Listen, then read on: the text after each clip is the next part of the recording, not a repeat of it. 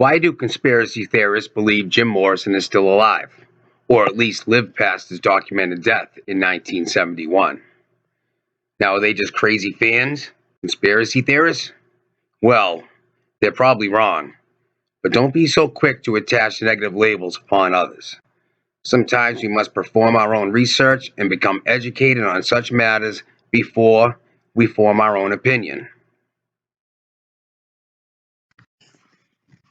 Okay, let me give you a little information on Jim Morrison, the events of his life, and why people come to this conclusion.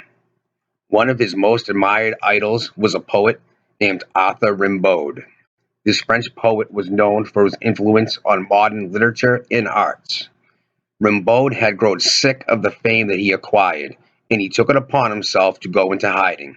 As far as his friends, family, and fans were concerned, Rimbaud had simply disappeared one day.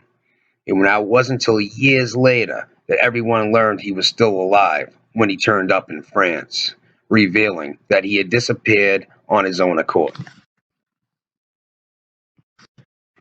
Now, the most important fact to apprehend here is that Jim Morrison had also grown weary of his fame. He announced one day that he was leaving his band The Doors. He grew a beard, gained weight, and went to France with his long-term girlfriend Pamela. In July of 1971, it was then announced that Morrison had overdosed and died from using heroin.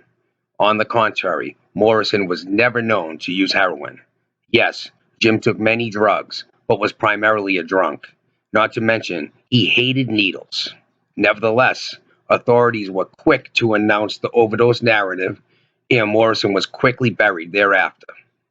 By the time anyone was able to make the trip to Paris, like the former band members, they would discover his body was already buried and no autopsy was ever performed. Furthermore, it was discovered that the doctor who had signed the death certificate never even existed. Clearly, this sequence of events does not add up. Now, Pamela would die just a few years later.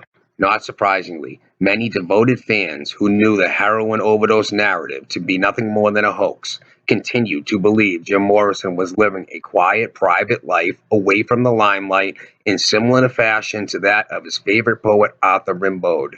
Notwithstanding, Morrison never reappeared later in life as Rimbaud did. Therefore, Morrison was probably dead, but the events of 1971 may have been falsified in some manner.